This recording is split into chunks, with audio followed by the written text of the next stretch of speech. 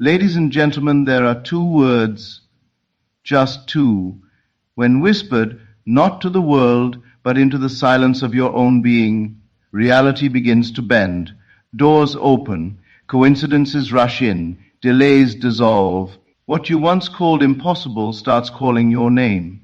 But here's the mystery, these two words are sacred. They are not meant to be shared, not with friends, not with family, not even with the mirror, because the moment you speak them out loud to someone who doesn't understand the language of the unseen, you weaken their power. Doubt creeps in, logic takes over, and the seed of your manifestation is stolen. You see, creation doesn't happen through effort. It happens through identity, through assumption, through becoming the state of what you desire before it shows up. And these two words, they are the gateway, a portal to the version of you who already has the thing you're chasing. You may think you're here for information. You're not. You're here for transformation. This isn't about a technique. It's about alignment. And alignment begins with the inner declaration, quiet, bold, and unshakable. So I urge you, don't just listen to this speech. Absorb it, feel it, become it, because by the end of this message, you will not only know the words, but you'll know why they work, how to speak them into the fabric of your life, and what to do once everything starts shifting in your favor. Stay with me. You've been taught to speak in order to inform, to explain, to describe what is, but I'm here to awaken you to something much deeper, much holier, something that the ancients knew but the modern mind has forgotten. Words are not simply vessels of expression. They are the womb of your world. They are the invisible tools with which you sculpt your reality.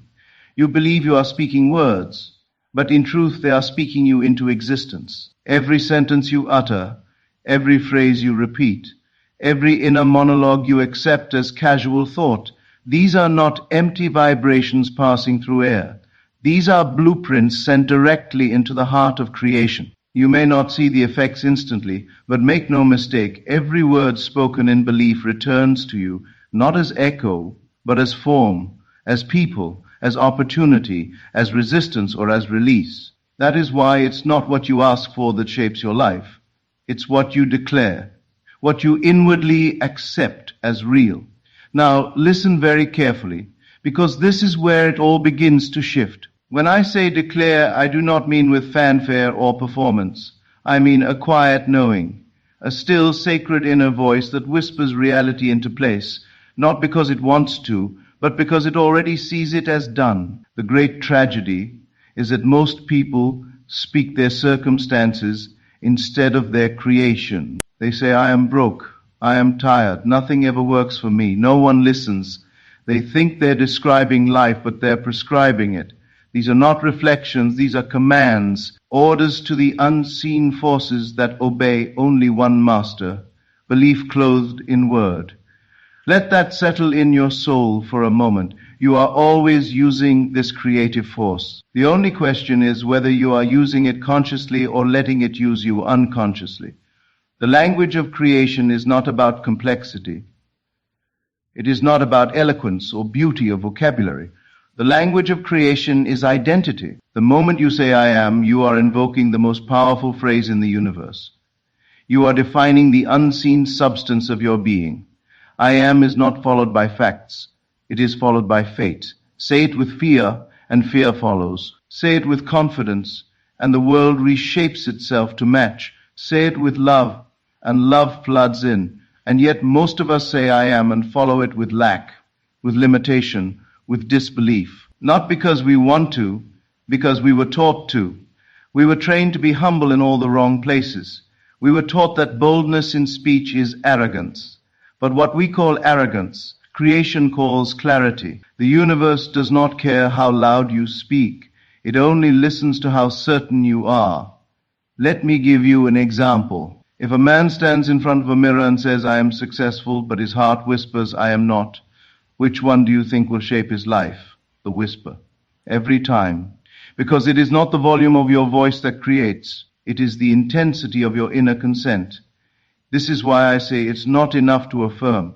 You must assume. You must speak the word and wear it like a skin.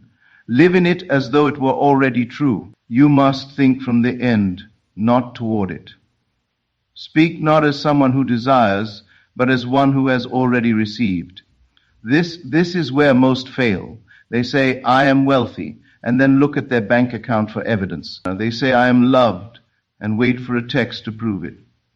But creation doesn't work that way. It doesn't follow proof. It produces proof. Your words do not respond to the world. The world responds to your words. So now I ask you, what are you saying when no one is listening? What are you whispering to yourself when the lights are off? That is the prayer being answered. That is the frequency you are living on. Your outer world is just a printout of your inner speech. The events you call life are just the echoes of yesterday's beliefs. And now you know. Now you are awake. You will no longer say, this is just the way things are. You will say, this is the way I've imagined them to be. And you'll begin to listen, to really listen, to the words you casually mutter. You'll catch yourself in the middle of a complaint and turn it into a command. You'll rise from victim to visionary simply by shifting the way you speak. You'll say, I am able, and watch as ability meets you. You'll say, I am chosen, and circumstances will bend to highlight your favor. You'll say, I am whole, and healing will begin, not because you forced it, but because you finally stopped speaking against it. This is the divine code. It's hidden in plain sight. The sacred texts of every tradition speak it in symbols. The mystics live by it in silence. The prophets proclaimed it with fire in their bones. And yet here you are, hearing it anew, not with your ears, but with your soul. Because something within you already knows this. You felt it in the quiet moments, in the déjà vu, in the flashes of clarity that vanish before you can explain them. You've always known your words held weight. You just forgot that they were bricks in the house you're living in. So stop waiting for the world to tell you what's possible. Start telling the world what is. I am is your permission slip. I am is your access point. It is the beginning of every miracle and the root of every breakthrough. Let the world say what it wants. Let logic argue. Let doubt rise. You hold to the word. Speak it in secret. Guard it with reverence. Repeat it until your bones believe. And when your body still feels tired, say, I am renewed. When your bank account looks dry, say, I am overflowing. When no one claps for you, say, I am celebrated. Because eventually the outer must mirror the inner. It has no choice. Creation isn't optional. It's law. And your words, they are the lawmaker. Speak them wisely. Speak them deliberately. Speak them in love. Because you are not here to describe life. You are here to declare it. And yet as you begin to declare, as you dare to claim the I am, you will notice something strange, an urge to share it, to explain it, to speak it into the ears of others, so that they might see your transformation and believe in it with you. But I must tell you with all the urgency of truth, do not. What is sacred must remain hidden, not because it is fragile, but because it is formless, and form takes shape best in silence. When you plant a seed into the earth, you do not pull it up each day to check if it's growing. You trust the mystery of dark soil.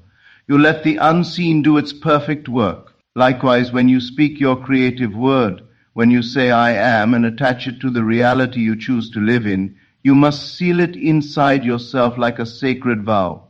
Speak it inwardly, consistently with unwavering faith, but share it with no one, not because others are evil or unworthy, but because they live in the logic of the seen, and you are speaking from the authority of the unseen. When you tell someone your declaration, especially one that has not yet taken visible form, they begin to reflect it through the lens of their own doubts, limitations, and fears. They look at your current results, not your inner shift, and without meaning to, they try to correct you back into their version of reality. Their words won't sound cruel. They may even sound caring. But make no mistake, every seed of doubt they plant becomes a delay in your manifestation. You do not need external approval for an inner truth. That is the trap. That is the noise. That is the delay. Because the moment you utter your desire into the ears of one who does not live by faith, you invite analysis. And analysis is the enemy of assumption. It begins to pull your declared word out of the womb of the subconscious, placing it back in the courtroom of reason. And what lives in reason must obey logic. But what lives in the unseen, what lives in spirit, is not subject to logic. It is subject to belief. Protect the early form of your vision as a mother protects a child in her womb. It doesn't need to be explained. It needs to be nourished in thought, in feeling, in stillness. It needs to be kept away from the friction of disbelief, the erosion of criticism, and the chill of intellectual doubt. You may say, but I want support. I want someone to believe with me. And I tell you now, your own belief is more than enough. It is not a group vote. Creation is not democracy, it is decree. In the early stages of manifestation, silence is not weakness, it is wisdom. When you are gestating a new reality, speak less, not just to others, but even to yourself. Let your declaration be brief but bold, I am. Let the feeling carry more weight than the words. Let the assumption become so normal, so familiar, that you no longer feel the need to announce it. Because true power never explains itself. It simply is. When you walk in the knowing of a fulfilled desire, your need to prove it vanishes. You do not need to convince anyone of what you already are. The rose does not ask permission to bloom. It simply opens in season. Likewise, your word, kept sacred, will blossom in its appointed hour without your needing to justify it. And here's what's miraculous. When you stop announcing your dreams, they begin arriving faster. Not because the dream changed, but because your energy stopped leaking into the world of opinion. You are no longer dividing your creative power between imagining and explaining. You are letting it gather, condense, focus. And when that happens, when your word becomes your atmosphere, reality bends. Quietly, certainly, powerfully. So don't feel pressured to reveal your inner work to outer eyes. Don't advertise what's being woven in secret. Let your transformation speak through results, not announcements. Let the shift happen so deeply that when the world finally sees it, they say, when did this happen? And all you will do is smile, because you will know it happened the moment you said, in silence I am, and told no one. You see, if you've made a silent declaration about who you are, one so sacred and potent that it must remain unspoken to the world, it brings us to a brutal but essential truth. Who you believe you are will determine everything. That's not just poetic, and it's certainly not some esoteric abstraction. It's practical, it's psychological, it's foundational. Let me put it plainly. You don't get what you want, you get what you are. If you say I am, and you follow that phrase with something weak, something bitter, something that reflects your current struggle instead of your intended strength, then you're not speaking the future into existence. You're reinforcing the present prison. And you're doing it with conviction, with energy, with identity. Human beings are wired in a very particular way. You act in accordance with what you identify as. That's why these two words, I am, are so deeply embedded in your psyche. They're not casual. They're declarations of being. And when you repeat them, they begin to shape the lens through which you perceive the world, and more importantly, through which the world responds to you. This is why people sabotage their own growth, because they're trying to achieve something without becoming the type of person who naturally achieves it. It's not enough to hope for wealth while still identifying as someone who's always scraping by. It's not enough to desire love while clinging to the belief that you're unlovable. That contradiction creates a split inside of you, a psychological war, and it paralyzes you. Do you know how many people live stuck in that contradiction? Thousands, millions, maybe more. They say they want to change, but every word they speak confirms the identity of the person they were yesterday. And the body listens, the brain listens, the world listens. You can't lie to yourself and expect real change. The unconscious mind, the core of who you are, doesn't respond to lies. It responds to belief that has been rehearsed into reality. So if you want to manifest anything at all, you must first become the version of yourself who already has it. You must speak from that place, think from that place, behave as though it were already true, not in a delusional way, but in a strategic, courageous, focused way. This is where the hard work comes in, not the outer hustle, but the inner shift, the daily recalibration of your identity. You need to ask yourself, who am I being today? Do my thoughts match the future I claim I want? Are my habits aligned with the kind of person I say I am? It's tough, and it's sobering, because most people want the result without the reconstruction. They want the fruit without growing the root. But reality doesn't work like that. Your identity is like a thermostat. You might spike in behavior, try something new, set a goal, declare a dream, but if your internal identity hasn't changed, you'll snap back to where that thermostat is set. It's inevitable. That's why people who win the lottery usually lose it all. That's why people who suddenly fall in love often sabotage it, because the identity didn't match the blessing, and so the blessing gets rejected, whether consciously or not. So what do? You change the setting. You raise the standard. You stop saying, I'll become that someday, and start saying, that's who I am now. And the moment you say it, not performatively, but sincerely, deeply, it starts to become true. You act differently. You speak differently. You see differently. Let me be brutally clear about something. This shift in identity is not comfortable. It will feel like lying at first. It will feel unnatural. But that's because you've spent so many years rehearsing a limited version of yourself. Of course, truth feels foreign if you've been loyal to falsehood for a lifetime. But that's no excuse to stay small. You're not meant to simply survive your story. You're meant to rewrite it.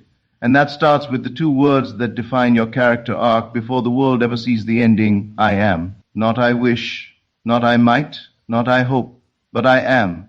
This is where personal responsibility begins, and personal power is born. What you're about to discover could rewrite your entire reality. And the strange thing is, once you start to speak those words, I am, from a place of deep conviction, once you begin to embody a new identity, instead of begging for a new outcome, something else happens, something subtle, almost invisible, but incredibly profound. The world begins to shape itself around your assumption, and your imagination becomes the soil from which your future grows. That's not metaphor, that's reality. You might think imagination is reserved for children or artists or storytellers, but that's dangerously naive. Every single person is imagining something all the time, and more often than not, it's unconscious. They're imagining rejection before it happens, failure before they even begin, conflict before the words are spoken, and because of that, their life becomes an exact mirror of the worst-case scenarios they've rehearsed 1,000 times in their own minds. The imagination is not optional. It's not a toy. It's the womb of your experience. If you imagine consistently from the place of the person you used to be, you will remain that person, regardless of what affirmations you recite, what goals you set, or what external efforts you take. And so, this becomes the critical task. You must take control of what you imagine. This is where discipline meets vision. Imagination, when used intentionally, becomes your greatest tool, not for escape, but for embodiment, for becoming. So let's look at this carefully. If you want to shift your identity, if you want your words, those powerful declarations of I am, to stick, to take root in the subconscious and bear fruit in your life, you need to do more than say them. You need to see them. You need to feel them. And not as distant possibilities, but as present realities. Your imagination must begin to operate from the place you want to be, not toward it. That's the difference. Most people imagine forward. They look at their current circumstances, they look at the mountain ahead, and then they say, someday I'll get there. But that mindset traps them in the very reality they're trying to escape. Because as long as something is imagined in the future, it is not believed in the present. And what isn't believed now has no power to manifest. So what's the alternative? You imagine backwards. You place yourself mentally in the future, in the state already fulfilled, and then you look back from there with the confidence of someone who's already arrived. You say, of course this happened. I've lived it 1,000 times in my mind. And then something inside of you shifts. The fear begins to evaporate. The doubts lose their voice. because you've made the future familiar, and what's familiar is no longer frightening. Now, this isn't fantasy, this isn't delusion, this is responsible creation. You have to remember that the subconscious mind doesn't distinguish between what's real and what's vividly imagined. If you feed it an image long enough, especially one that's emotionally charged and repeated, it begins to organize your behavior consciously and unconsciously to make that image come true. And here's the key, this only works when you're consistent. When you're disciplined enough to stop returning to the version of yourself who doubts, who hesitates, who flinches. You must learn to live in the scene you've imagined day after day, regardless of what your senses tell you. That's the price of transformation. Because there will be resistance. You'll be tempted to check the mirror, to look at the numbers, to ask for reassurance. But the mirror can only reflect the previous state of consciousness, not the one you've just stepped into. The world is slow to catch up, but it always does. The question is, will you hold the vision long enough for it to catch you? If you fold too early, if you abandon the imagined reality because the outer world hasn't yet conformed, then you've trained your mind to believe that only the visible is real. And in doing so, you sever the link between imagination and manifestation. But if you persist, if you stay in the inner movie long enough for the world to change its script, you'll witness a shift so staggering, so undeniable, that it feels like coincidence or even fate. But it's not. It's structure. It's cause